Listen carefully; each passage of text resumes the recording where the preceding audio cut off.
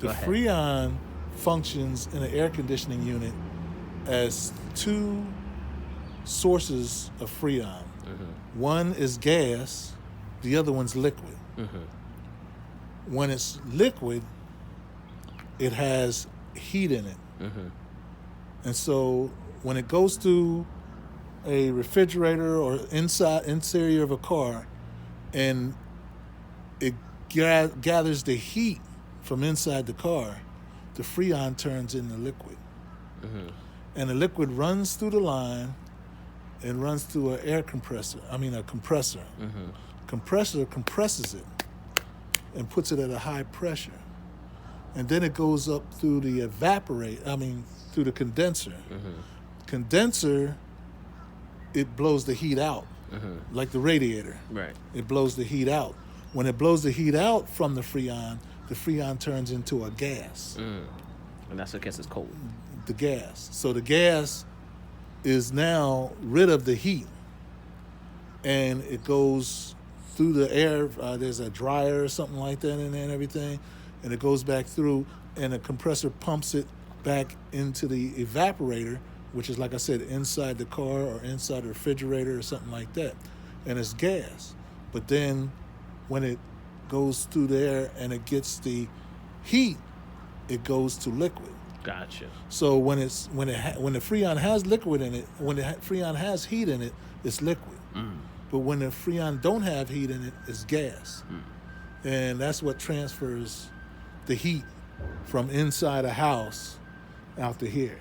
When the gas comes out to here and goes through the fins, and that big fan on top blows the fins and blows air and cools off them fins, it's cooling the gases off, and gases turn to liquid because now the gas don't have no heat in it because this unit here takes the heat away from the Freon. Mm-hmm.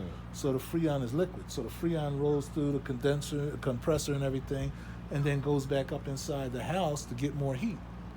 When it goes through the A coil or the coil inside which is the evaporator, inside the heat, it evaporates and it turns into liquid. Gotcha. And I think I'm right on that. It might be reversed, where it's liquid one way and gas the other way, but that's the way AC system works. Okay. Now, when you got a heat pump, which is really weird, a heat pump takes heat, it reverses. Mm-hmm. This will suck heat out of cold ass air. Mm-hmm. And it will get heat, and it'll take it inside and blow the heat inside the house. Mm-hmm. I don't know how it gets heat out of cold ass air. Yeah, but it does. I'm like, wow. I don't think they're as efficient and everything as a gas furnace or something like that. But, I mean, and I heard that then you got the heat. What do they call it? Thermal energy. Because the ground stays at 50 degrees when you have a freeze line, and that's 18 inches or something, and below 18 inches, the Earth stays at 50 degrees. It don't freeze up. It don't get hot, boiling hot. It stays at that 50 degrees.